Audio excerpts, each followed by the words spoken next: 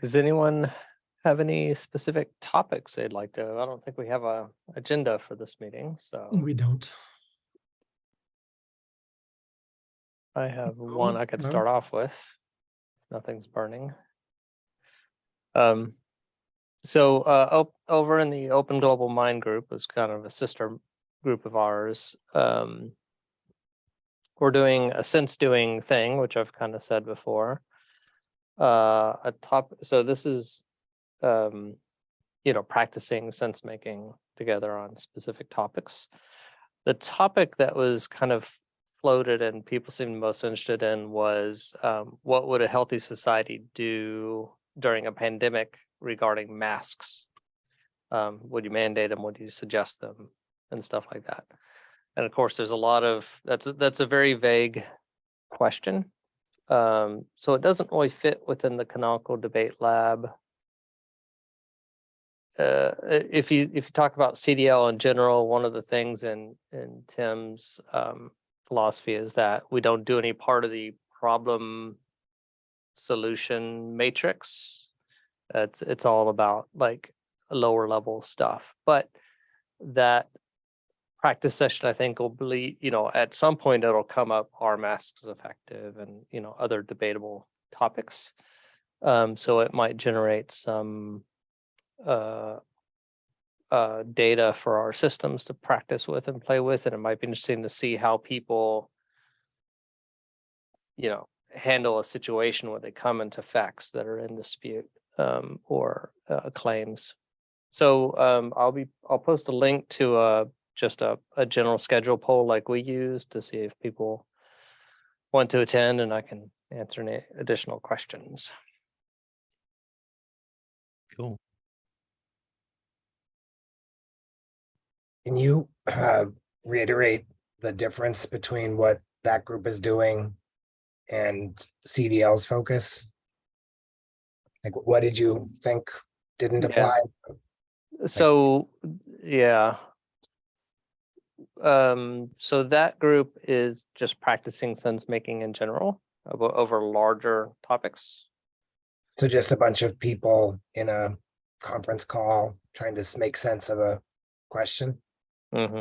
Oh, okay. Or a situation, even it's really more situational, which can have multiple questions. So like when you talk about masks, then you have to say, okay, what's the severity of the pandemic? What's the efficacy of masks, and what's all the pros and cons, which is what we do. But they're going to propose like 3 or 4 different proposals, at some point, I think. Like we don't know how it's going to work. But it's more like here's the situation. What are potential solutions? When CDL is more about a lower level, like our in some of the systems in CDL, like Society Library definitely has, here's the problem, and here's like the gamut of solutions that have been suggested for it. And I think, yeah, several of the systems do have that, but CDL, as it was envisioned by Tim, doesn't. So it's kind of on the periphery of CDL. But they're going to want to practice processes and systems and technologies, and then just processes in person, right, without any technology except for video conferencing, and maybe not even that, because some of it may be done in Mattermost is the kind of chat client they use. So it's very trying different processes. So it does overlap quite a bit with what we're doing. That makes sense? I think so, yeah. That sort of use case is definitely something I've been interested in. Like how could a group of people who are discussing something in real time improve their conversation? Because I'm very much one of those slow thinkers where I can't really have a conversation until I've researched it.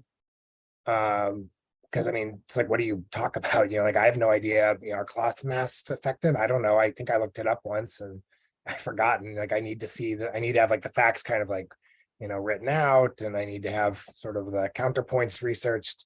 So I'm curious if there could be a system that could make people actually enable slow thinkers like me or people who are very cautious about their facts to have informed conversation faster. Yeah. I mean, I don't know if I would say that you're a slow thinker and they're a fast thinker. I think that they're intuitive and you're conscious. Yeah. Yeah, I think, yeah, that would make Like there are sense. people that just spout whatever their mind has.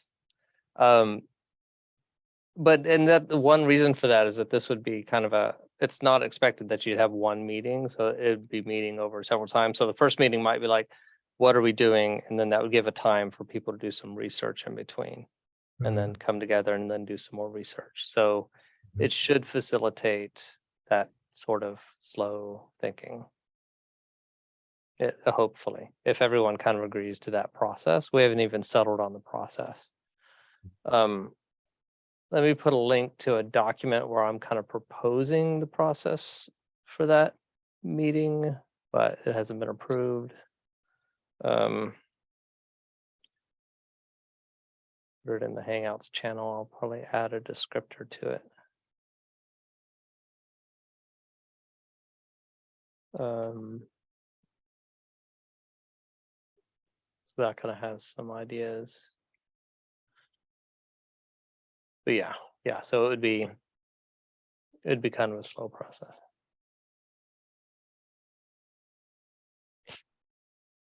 I see that one of the potential names is also CDL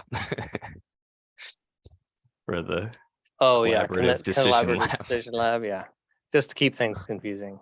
Can't make it too easy on everybody. While market towards head explodes. I'm just, they know about us. Please don't do that. Well, I was just throwing out names. I'm not sure it'd be abbreviated. But Yes. Oh, just not for- have you seen names not abbreviated? well, yeah, but I mean, you could, yeah, that's one reason not to choose that, but that's why there's like 4 different names, 5 different names. It's a brainstorming. You don't say anything's a problem. You just say pros and cons.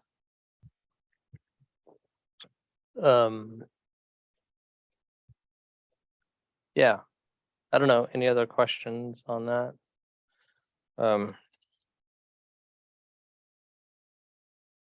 I noticed, yeah, I'll add Kumu to the tools, I guess. But yeah, Which one? Kumu. What's Kumu? Kumu is, Come on. it's a great systems diagram tool. Is it KO? It's not so much a debate, but it's a way to say, well, here are the parts we know about, and here's how they interact. How do you That's- spell it? KUMU.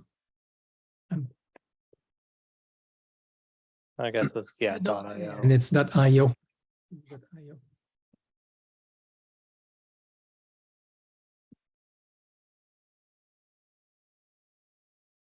Reason score, reason space.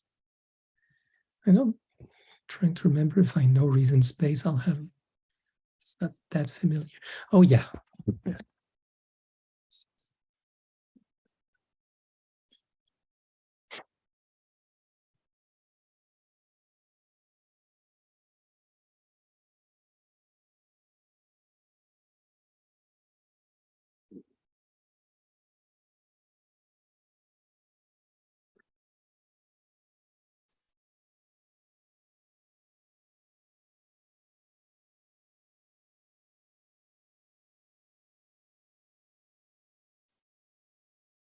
I'm I don't have much to add at this point on this. Can I just give a general status report? Yep. I've been banging my head recently more on how do I represent what I want to represent, so more UX issues.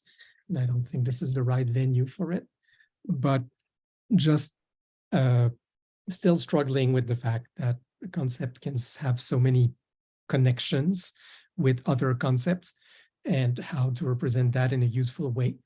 I often spoke of the difference between the causal and epistemic, and so now I have eight axes, which are related often but subtly different. And I'm thinking, okay, we need a good way to represent that vocabulary. And on the other hand, the general problem we have is we have concepts in a sea of relations, and we want to represent the neighborhood, and the neighborhood can be along one or multiple axes. I don't think that's vitally important, but we also want to represent a system.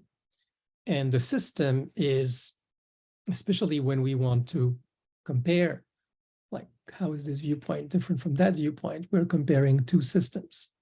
And that means showing the relation between two things. And, oh, this is a bit different from that, but still the same. So the notion of, how should I put it? When we're putting things on the screen, like if we're going, I mostly do one-dimensional. I've often spoken about three-dimensional, but in reality, even text is inherently linear. We read things one after the other. Putting them on the screen helps highlight the relationships, but I'd rather do that in parallel on the side and still have the text linear, because that's what text is. And then, of course, you have the question of what's relevant, or more relevant or less relevant to a given task.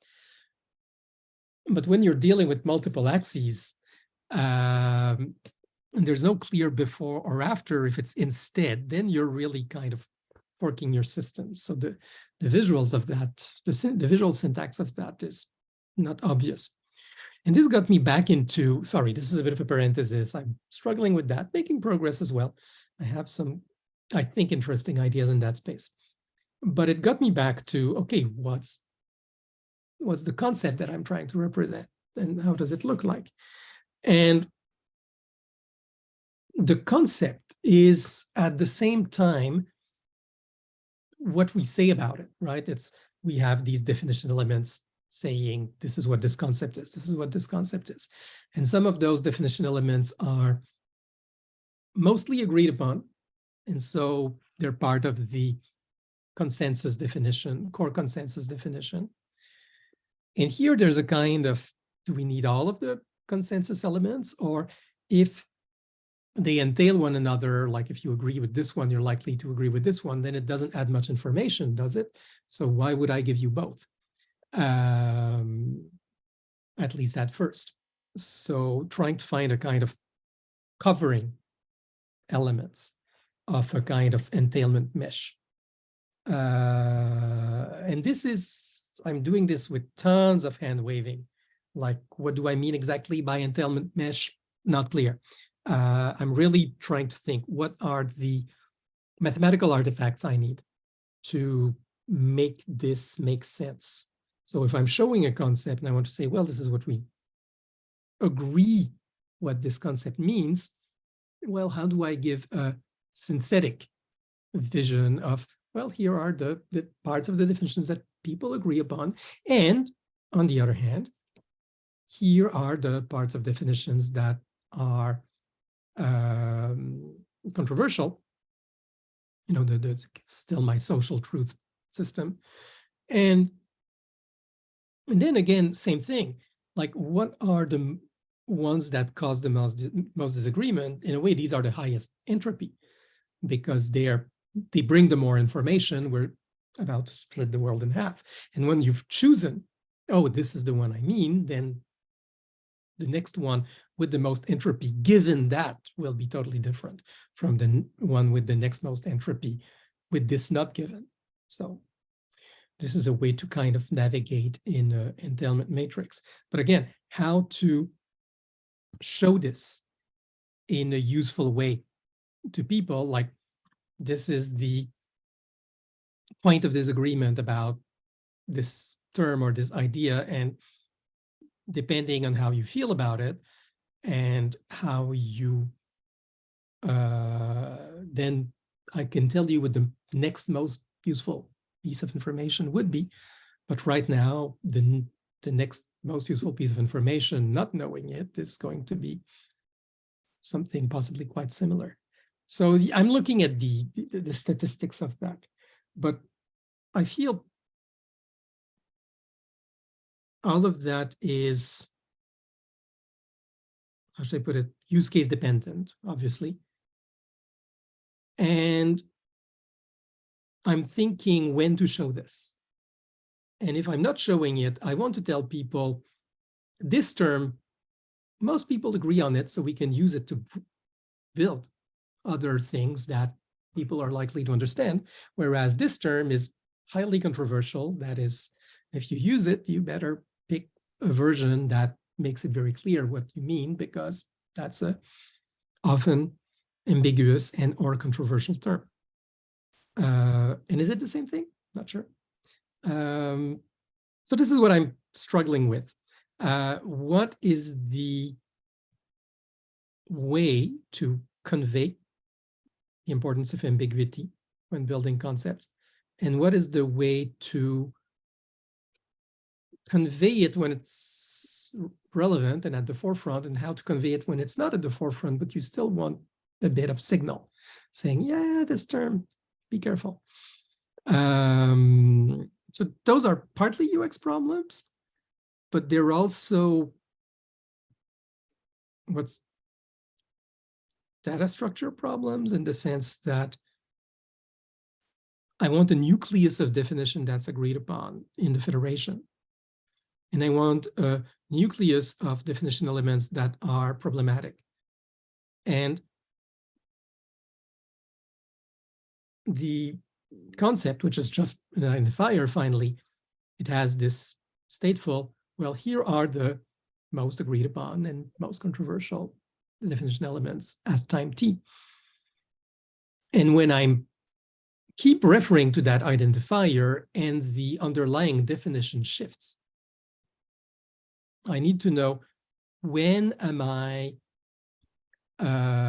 reference to that identifier, when has the definition shifted so much that I need to review all the claims that refer to that concept, because the concept has shifted. There's a lot of new controversies about it, or the definitions moved a lot. And I'm really fighting the boundary between immutable identifier and mutable fluid concept definition. And last time I thought I had a good handle on this, but now that I'm trying to make a UX out of it, I realize, oh, this was not as clear as I thought it was, which is normal. But that's, anyway, what I'm working with. And anyone interested, I need to make another work session around this. And that's probably coming soon to a screen near you, and maybe I could make it, but I'm trying to even have the material to make it into a focused design session. That's where I'm at. So I just wanted to give you status of what I'm struggling with. Generally, I'd be very curious about, I kind of like playing around with what UIs might look like. The like mathematical side of it, I probably wouldn't be as good at contributing to, but I'm definitely curious. And I think you mentioned, but like it does sound like the type of thing where very use case dependent. So because like, yeah, I could imagine very different interfaces based on like which. I'm between, I want a universal interface just so I can represent my base data, right? And I know it won't be optimal for all tasks, but I want it to be rich enough to represent my base data structure and make sense of, work with my base data structure. And on the other hand, yeah, I mean, of course, we'll have to have use case dependent UX, but what's the core one is I'm still struggling with. especially since for me concepts are fractal, what happens if you have, for example, I'm saying that this entails that. There's three terms, right? There's the A, B, and the entailment. And if I'm saying that this entails that, that's a sentence with 3 blocks and a connector. That's a sentence. And people will often make, or just say, this is my claim, and here's a support. Well, the support is already is an extra claim. And I don't sometimes will want it to be a separate thing because I want to talk about the support. And sometimes I want it to be, I'm not talking about the support, I'm just talking about what is it that supports what. And then I want to wrap them up in one unit to take less space, basically. When do you decompose the link? And again, that's a UX problem. And if there's, since I'm dealing with social and federated truth values, it's like, well, this link is being problematized by 5% people.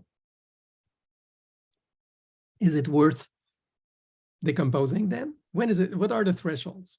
And that's, I don't want to problematize it if there's one person being a chaos monkey and doing doubt, denial of service attack, which will be a thing. if, but I also don't want it to be,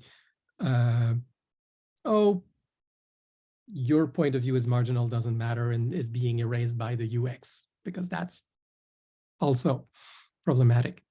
And anything we build where we are building with social values and we want to show the diversity of points of view, there's this question of, can we show all the diversity without it being a great attack surface for disinformation and people making links for the heck of throwing a wrench in the system. And this is something that's worried me about the non-censorship point of view of CDL. Like that means, and now with AI, we'll have a lot of AI-generated ridiculous connections, confabulated connections between, oh, this is why the mood being made of cheese has an impact on your legal proposal. What? But, you can ask an AI to come up with a reason, and it will. When you put that in the system, and it's a reason somebody came up with. Of course, it's not somebody, it's something, but, how do you know that? And then it becomes a UX element, and you have to refute it, and it's work. I'm really struggling with that part. Sorry, I came of it from a very side perspective, but really that's what I'm struggling with. How do you deal with on the one hand, the necessity of showing the disinformation in the system so that you can refute it, which I totally believe in. And that's a key CDL principle that I agree with. And then that means people will throw very, very random stuff in the system to sabotage it. When I've thought about that problem, my thought had been just how to describe it. I want to say fight attention with attention, but people will throw trash in, but that doesn't mean that anyone needs to attend to the trash. Like the system should be designed in such a way that if someone does want to debate, flat earthing or whatever. I mean, flat earthing is maybe a bad example because it's so prominent. Maybe someone would have fun engaging with. But let's say something really obscure and for most people, perhaps completely like such a absurd idea that to not even be worth, spending time thinking about. Sure, the system may have to receive that if you're open to everyone's input, but no one has to bother looking at it. And if they do choose to look at it, or if somehow it, randomly gets, random is maybe the wrong word, but it does get surfaced through some recommender or something to provide some sort of, UI elements, like, how one-sided is this information? How many other people have looked at this? Show metrics around like lack of engagement or one-sidedness to help people make a decision whether, they think it's worth engaging their time with. I absolutely agree with that. That's something I've also thought about a lot. I think it's important, but it's also important to say, then we're defining an attention metric that plays the role of a truth metric. You see what I'm saying? Well, you don't have to, I mean, it doesn't have to become that. It's just, you just be clear about what it is. Be like, this many people have looked at it, or, of the people who've looked at it, this is the distribution of their, opinions. And then right. No, that's totally what I mean when I say social truth, right? This is a very marginal position. Yeah. And it's being disregarded. The question is, on the one hand, I think we all agree that positions, okay, and that's another UX question. On the one hand, I keep saying there's four kinds of positions, the ones that very few people have an opinion on, like the open questions, really. The consensus, everybody believes that. That's easy. That's kind of the opposite of marginal. Nobody believes that. That's the marginal. And it's clear that the consensus ones dominate the marginal. And there's another axis in which we want to look at the controversial ones, the ones that have broad traction on both sides. So in a way, for any position, you need two lists. This is the most agreed upon facts about, most agreed upon accompanying claims. And these are the most controversial accompanying claims by order of controversy and by order of consensus. They're both important. And by order of controversy means there's been people taking both sides. The marginal one is low on both metrics. Out of curiosity, are you envisioning like these kinds of things being conveyed in a UX through like something similar to Giallo's interface, where you have like, pros and cons, and then just like how in those two columns do we convey like the like yeah, no, not this not is really controversial okay, we need to distinguish the pros and cons, of course, but it's not so much the pros and cons, it's among the beliefs, among the pros or among the cons. Some of the pros are facts that everybody agrees on, and of course separately, do people agree it's relevant? It's a separate metric, right? But there's a relevance claim and the subclaim, but both of them. So here's what a lot of people think: this is a relevant and probably true pro, and a lot of people think this is a relevant and probably true con. And there's this thing which, let's say it's relevant, a lot of people disagree about whether that is true, and it's kind of decisive. Like, people think this is a con, for example. Some people think it's true, some people think it's false. So it's really kind of important. People agree if it's true, it's a really good con, but they can't agree whether it's true. So that's kind of a key argument point. It's a key premise. So we want that to surface in some list. And you want, for example, all the agreed upon cons, because that's a list you want to attack. Like, if you believe in this and there's an important con, you want to attack that. But if there's also a key con, it's also something that's important, because it's a kind of pivot position. So I'm saying both measures are useful. The consensus and the fact that it's a con is yet another measure. There's a relevance, and how strong a con is it? And do people say, oh, actually, even if that were true, it would not affect? Okay, so then the relevance is in question and controversial, right? That's something else. Showing all that is a UX nightmare. The problem, I'm very good at seeing these fine distinctions, and it becomes a UX nightmare because there's so many different things I want to distinguish, but they matter. And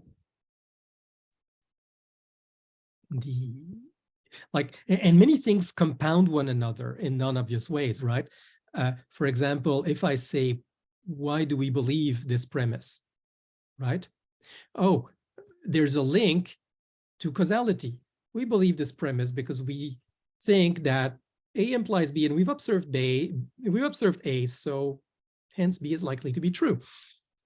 So the causality is different than the why do we believe? It's a different axis, but sometimes they go together, sometimes. Something can be both, say, a sufficient condition and a reason to believe. But sometimes it's totally different. And in the case of, if you're looking at, is this a good decision? Well, good according to what criterion, good for whom? And, there's many criteria, and often, for example, the classic good, cheap, and fast. These are competing goods, and you have to make a choice. So, but let's say that we agree on some way to combine these values, or let's say we're just focusing on one. Let's say we're just focusing on quality, for example, and then people are arguing about quality. Well, this action looks like a good action based on its expected impact. But the expected impact, there's a whole Bayesian tree of possible consequences, long-range consequences, and how likely is one of each of them, and how beneficial or harmful is each of the downstream impacts. That makes it very hard to know how good is this action. Well, it depends on a compound of all the expected impacts. And how do you do expected value with black swans and something that is possible but not likely and high impact? And and that's a discounting formula, and that's also something you have to agree on. There's the composition itself. The composition formula is something that can be disagreed with. What's the discounting factor?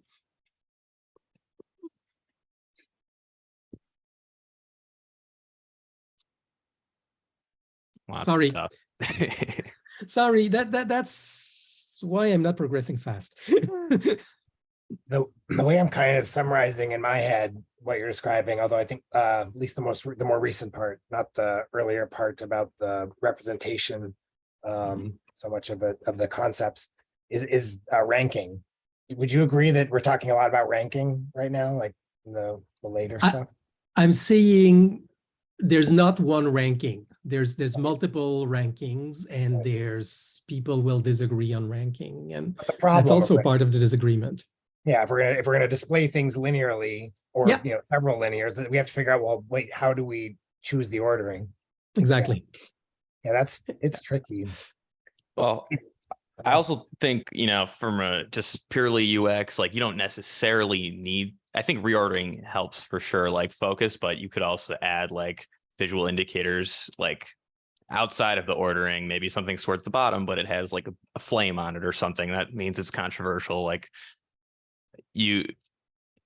I think if it's hard, definitely like hard, almost maybe impossible to sort across all these different axes, like you're saying. So like, I think you probably have to pick, either you can somehow put them all into one score that you can sort by, or you choose the most important thing to sort on, and then you do use other visual indicators. Well, that's what people do, and I think it's perfectly valid. That is, let people choose a ranking first, be very explicit about what the ranking does and doesn't do, and then show indicators based on other rankings on another axis. 2D views are also very valid, right? You can have, for example, for social truth, so many people believe this, so many people believe something incompatible. That gives you a kind of matrix.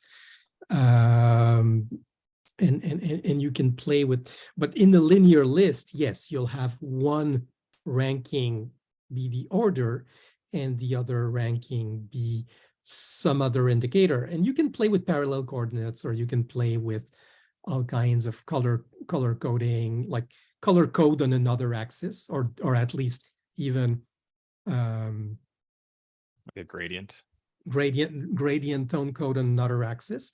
And then you have a kind of zebra stripe for the other axis. Or you can, there's so many things you can do. You can have a little margin on the other axis. The eye is very good at that kind of stuff. You mean like an indent, like a Yeah, an indent for the other axis. right? That's something the eye is very good at reading. Hmm. Most of the time, I'm interested in using more logical ordering on the main axis, but use, if there's measurements, you can do, for example, what a lot of people do is kind of bar graph in the background of the text. And that works well. So you have a kind of very, very faint background bar, and this is more or less far. And that's in the background of the text. It's faint, so it doesn't interfere with legibility. It's still readable. It works. If you have many axes, you can have two of them coming from opposite directions. You can play, but the how should I put it? I think we can play because we're thinking about that stuff. We'll want to offer a default view. And God, I'm struggling to find a good default view for ordering.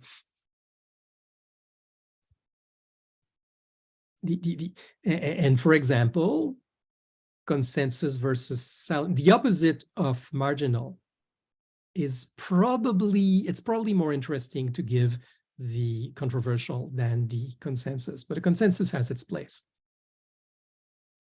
because consensus brings in the most information. Sorry, the census brings in the most information, is the highest entropy statements.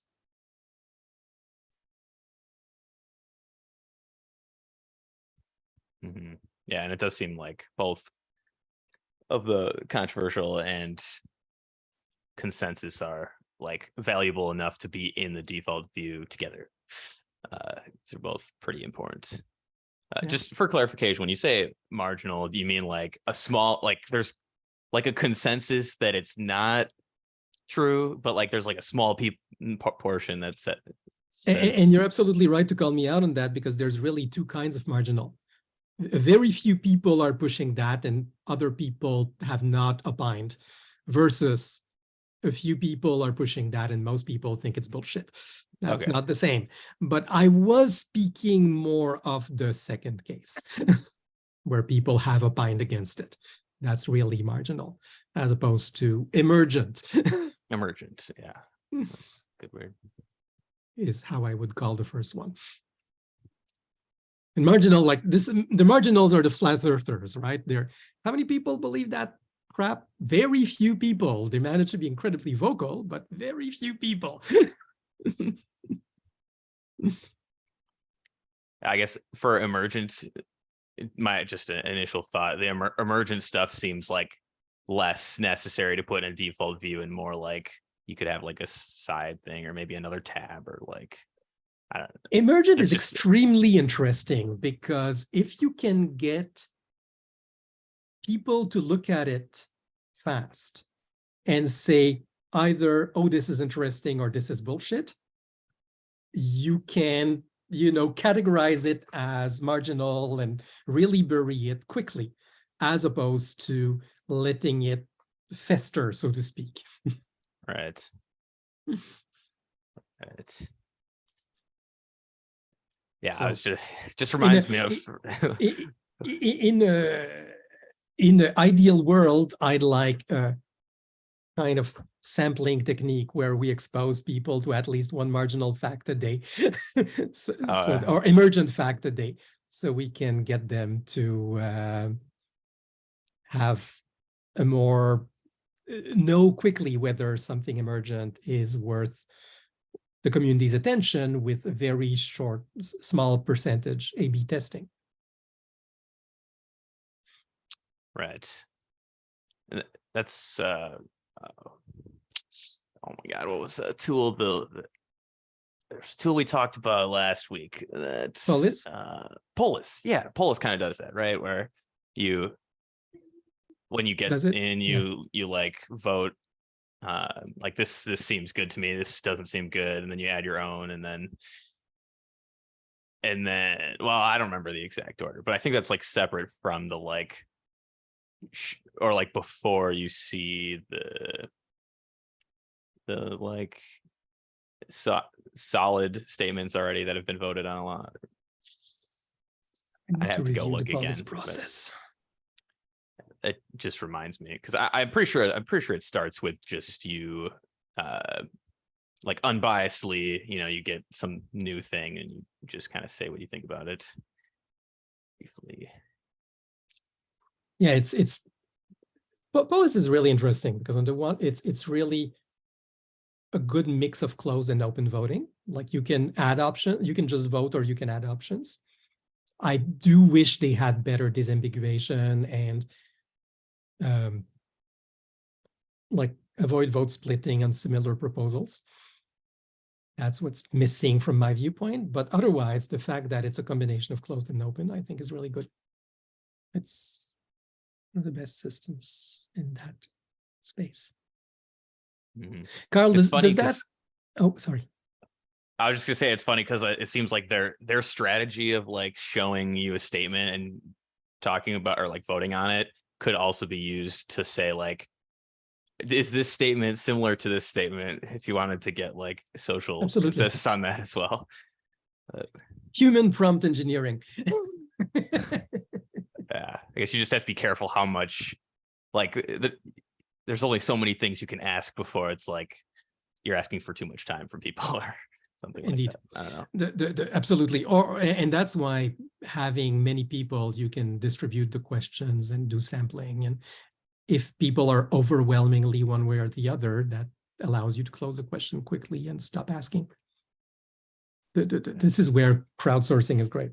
But it's true that similarity, this is something that you can ask AI now. Right. I've been playing a bit with language embeddings, and on the one hand, they're hopeless because most of them still don't distinguish opposite sentences that well. And on the other hand, they're extremely good at finding a neighborhood and saying, yeah, this is similar to that. Might be the exact opposite, but it's still similar. It's talking about the same thing. Huh. Interesting. What have you been using for your embeddings? Mostly it's a fairly old one because the big ones are big. The new ones are big. It was the Google sentence embedding, I think, if I remember well. Let me check the name of it in seconds. Something I could fit on my machine, of course.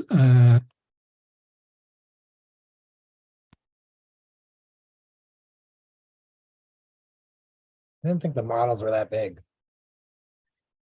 It depends what you are. The Universal Sentence Encoder version 4. Oh yeah, I think I played with that at some point, but probably through Spacey. Yep. Yeah, Spacey has a, if I remember well. Anyway, I've been using it directly on TensorFlow text. Cool. There's better ones now. It's just when I was experimenting, I started with that, and okay, now it's part of my toolkit. I am looking at others, especially I'm looking at others, but I haven't found one that handles negation well yet. Maybe you have. I didn't think there were any that handled negation well. I don't think there are.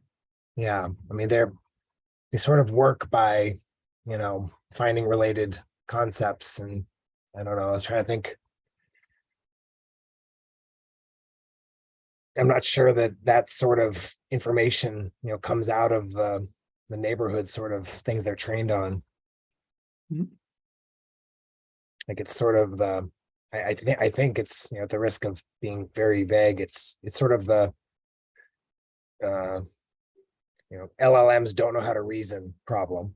Like they're amazing at, finding relation that looks syntactic and returning the relevance, but they're not necessarily thinking about what they're saying the way human is. Yep. are missing that level. Absolutely. But I wasn't super concerned about that for Howju because I was going to expect people to detect that and tag it. Like this is, opposite of what this means, or this is at least, opposing what this means. But the most important thing I thought for CDL sort of purposes, and I was, interested in this with Howju also before I learned about CDL, is just relation, like things that are very similar on the topic so that you're not having, siloed conversations and to deduplicate effort between those efforts or between those, silos. Yeah. And for Like- that, the embeddings are perfectly adequate. Yeah. Like if you find something opposite, then like if you're discussing with pros and cons, then it's just like exactly what you want to be talking about, but cons and pros or whatever. So that seems Yeah. Right. fine. So is universal sentence encoding, is that like the general term for like semantic comparison of The term is language embedding, language? Okay. but it's not the real semantic comparison. It's just the semantic deep learning type semantic analysis, right? It's very specific. Oh, okay. As opposed to more analytical, rule-based, old-style AI techniques, which would be able to handle negation. I've been playing a lot with spaCy, not with the embedding so much, but more with, okay, can I do rules? Can I have a rule system that finds patterns in spaCy and in spaCy trees to say, okay, this is a causal relation. This is a, we're using this lexeme, we're using this lexeme. That's the relation. So that's the statement being made in this sentence. And I identify claims by doing rule match on spaCy trees. I had some work that I think is unfortunately lost now because it's so embarrassing to admit that because I didn't push the code you were remote and the laptop died. But Ouch. in retrospect, it wasn't that useful. It was using spaCy to trying to like pull out all the clauses from a sentence. Like if you have a bunch of, subordinating clauses, whatnot, like just pull out each one as its own thing and to try and replace co-references with the actual, subject so that it looks reasonable. But then I asked Chat GPT to do the same thing for a sentence and it did a very good job. And I was like, oh, well, you know what? It's fine that I can't find that code because mine didn't work that well. And this was super easy to just ask it to extract the clauses and to fill in the co-references with their whatever the right. True, but at a cost, right? The advantage of the spaCy code is you can run it on your server and not pay a fortune to OpenAI. I haven't looked at how much everything costs with OpenAI because I've been just doing one-off Experiments and Yeah. quote unquote, that's how they get you. right, but I don't think it's something you want to do at scale. Yeah, if I ever do use OpenAI embeddings, I'm going to need a caching system. Mhm. Yes, or a cash revenue system, either. Maybe both. Not Maybe wasting. both. Yeah.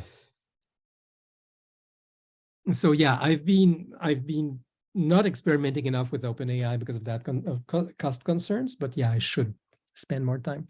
But there's certainly the results are amazing on so many things. I remember when I was playing with spaCy and universal sentence encoders, there was a cool kind of one-liner you could use on a sentence and it would output an image of the parsing, like the parse diagram of the sentence, like here's the subject and here's all of the various predicates and objects. Like it was really fun to see. And I mean, that's what I was using. I was trying to traverse that to find these clauses with rules that I was creating, which in retrospect is very retro, but at the time seemed like a reasonable use of my time. As I said, I still think it's a reasonable use of your time if you want to scale things. Yeah, I'm not sure I found the right rules I was looking for. And I started to get a little nervous that they didn't fully exist. Like there was just too much ambiguity. Like you couldn't always rely upon you know, like the information that came through with now I'm forgetting the terms, but there's basically two types of, you know, parts of speech. I guess parts of speech is one of them, and then there was a second thing. The What was the other lexeme one? itself. Yeah. And then something. there's the embedding of the word. Oh yeah, and there's the entity. Yeah, no, yeah, it's something else. There's like two different ways to parse speech. Is like there's two different ways to think about parts of speech. Now I've forgotten what they are, but either way, looking at either of them, there just wasn't quite enough information encoded. At least didn't seem like it for me to extract clauses reasonably. There was still like a 1 second. There's the parts of speech, and of course there's a relation, right? that might be it, like RR relational something. Yeah. No, of course, there's the how are the part of speech related. No, it's not quite enough. You need to look at the lexeme. You cannot avoid looking at the lexeme. And remind me the lexeme that like means what's the concept of this token corresponds to? What's the core word? Like, Yeah. Maybe I wasn't doing that. no, the part of speech, it's like love and hate are the same part of speech, right? And again, doesn't handle definition, doesn't handle negation or antonyms. That's why you need to look at the lexeme to know. Yeah, I was doing something like if you find a that, you know, subordinating clause, try and find the subject basically and extract that and turn it into a standalone sentence. And, you know, if there's a he in there, you know, try and use Hugging Face's co-reference finder to figure out what the co-reference was and replace it. Nice. Yeah, co-reference is not trivial problem. I haven't played with the Hugging Face one. Was it reliable? It was pretty good. Yeah, Okay. the co-reference Interesting. finding was the easier part. It was for me, it was these parts of speech kind of like pulling apart the trees in the right way. Because there were just, you know, you can have some very complicated sentences in the wild, and reliably extracting the clauses from them. I didn't find the right rules. No, you need a lot of rules. I mean, I've been working on, like my first job was contributing to a grammar checker for French. Oh yeah. And we had so many different parse trees for a single sentence. Wasn't funny. And we tried to disambiguate and say, okay, what are and we went deep into heuristic land, and which in retrospect was a mistake. I think we should have had meta rules. Why is this interpretation more believable than that interpretation? We got both parse trees. Why would I prefer this one to that one, and when? But we had, what, 3,000 syntax rules building the tree from components. And all of them had inner logic, like code, inner logic for complex conditions. Language is complicated, and when you try to reduce it to a set of rules, and, you know, this was assuming halfway grammatical text, which is quite a bold assumption in real life. It's very funny. I've been trained to look at linguistic trees, and now there's new linguists making theories about, you know, maybe the brain just looks at likely sequences a bit like a Markov chain and comes up with sentences as overlapping sequences of Markov chains of words, and the rules are all a posteriori theorizing, which I find really easy to believe. If I understood what I think you said, then I think I would agree. Yeah, I mean, you're saying that the humans, like both interpretation and generation of sentences, is somewhat probabilistic and sort of coming up with and not syntax rule based. Yeah, I think you're right. I mean, there's Contra Chomsky rules in there, but they're probabilistic probably. I mean, I think there's rules in there, right? Because we see them so much. I mean, and who discovered that basically? Chomsky, right? Chomsky, yeah. This is basically people taking an anti-Chomskyan stance in linguistics. Okay. Oh, I think they could be compatible though. You can have both, right? I mean, there can be rules, but they can be probabilistic, and that's why you find weird things at the edge, maybe. Could be, but then is it rules, or is it what these people are saying is you can do most of what you do with rules only with Markov chains. I don't know a lot about Markov chains. well, basically, you know, given this was the most likely next Okay. word. And kind of encoding, oh, this is a frequent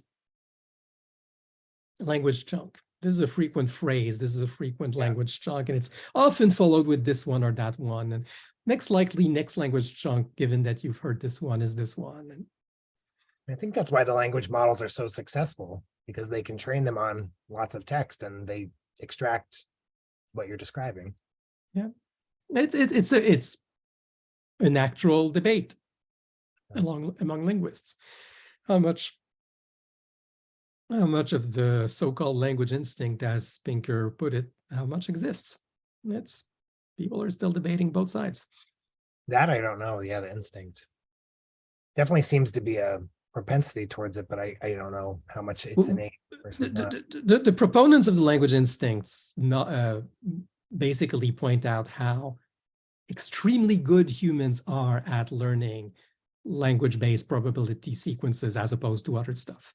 We learn it reliably, like almost every single human does it, on not that much input. I debate that, but it's true. Like children, once they got the gist of this is language, they can learn new words very quickly. That's absolutely a given. And one of the key arguments described by Pinker, sorry, we're going very far from CDL territory, but this is something I like a lot. I'm more of the anti-Chomskyan side, but there are good arguments. And one of the key arguments made by Pinker is if you look at people who haven't learned language in the critical period, they'll often be incapable of learning a language after that. There's a time when the brain is ideally geared to learning language, and you have to learn a language in that time. Otherwise, you'll never be good at grammar, and your grammar will always be extremely primitive. So is Pinker kind of in the Chomsky camp? Is that what you're saying? Totally, Like, totally. He comes from the, yeah, okay. He was a student of Chomsky. Yeah. And on the other hand, we have he had this case study where he was in Nicaragua during the war period. There were all these deaf-mute children who were mostly in their family, so they were not exposed to a deaf-mute language, so they were not exposed to language at a critical time. So they created this primitive hand gestures with their parents individually. Then after the war, they were put together in an institution. They had to communicate together, so they kind of agreed on common hand gestures. Wow. And that became a kind of Nicaragua hand gesture dialect. But that was very syntactically primitive. And their children learned that. So they were exposed to the language and they added grammar to it, which is, according to to Pinker, which is a great argument for language instinct. Were their children frequently also, did you say deaf and mute? Yeah, the children were also deaf and mute, so they were exposed to their parents' grammatically primitive language, and they made it more grammatical among themselves. That's because they were exposed to something and it had to have a grammar, didn't have one, they added it. Fascinating case in point. Now that the interpretation of that study is debated because, you know, how do you measure grammaticality? But I want to take it in good faith that, yes, this is a strong argument.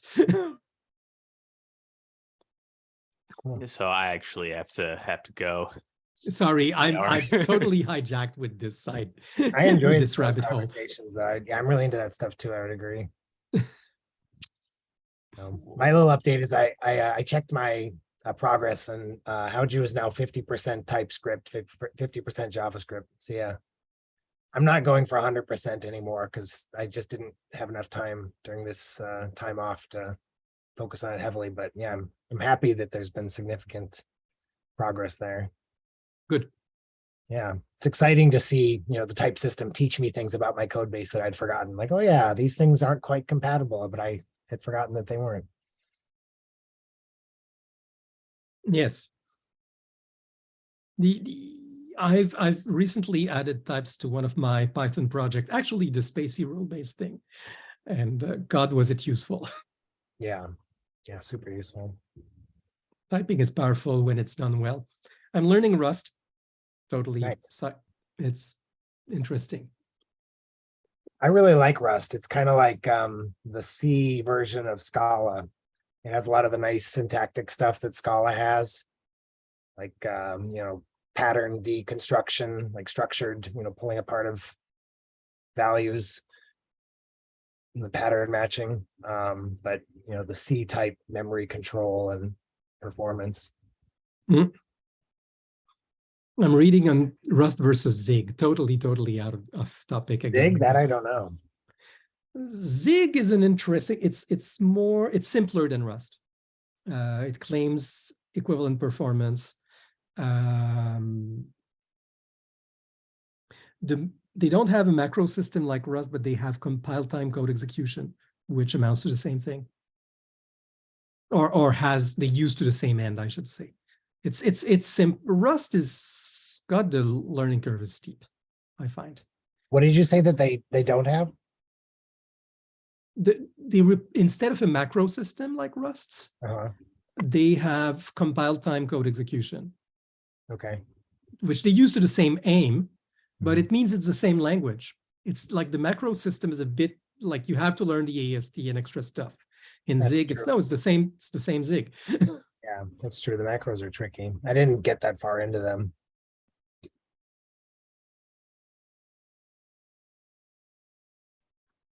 Yeah, but I was looking at Holochain that I started looking into Rust.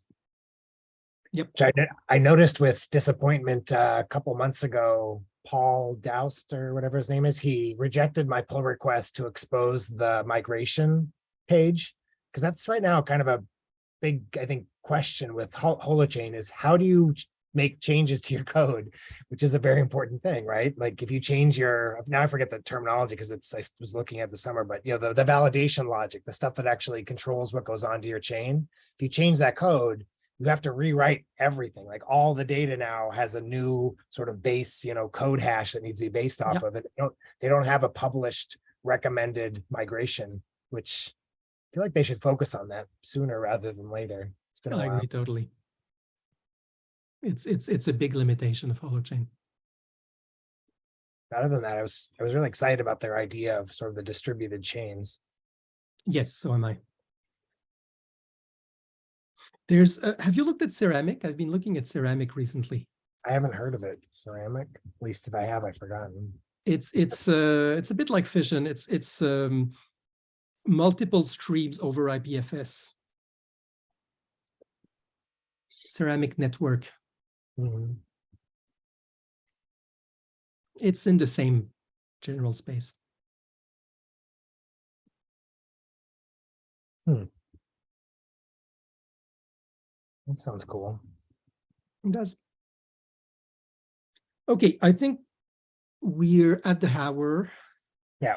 We are drifting. Yeah. Sorry. See you all. Cool. That's a good conversation. I guess we'll see everyone on Wednesday. Exactly. When's the thing was it OGM, like this meeting where they're going to try and discuss masks basically? There's a calendar to suggest a day of the week and you put that that you in would want to participate. Yeah. You put that So in if you want to join, go in there and put in your Oh, yeah, I available see. time. Okay, thanks. Only 2 people voted. I don't know that there's going to be a high participation. People say they're interested, but it seems that the level of effort to actually choose a time is greater than their actual level of interest. So it may just be most likely 3 people are going to choose a time and then we'll post it and a couple other people will join based on their availability. Is the time, I don't see the time poll in the Google Doc.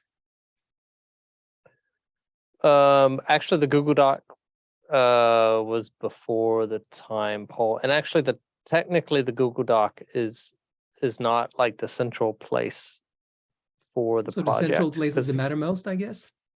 Well, yeah, because that's just one proposal of how we might organize since doing. I mean, I can also put it in there, but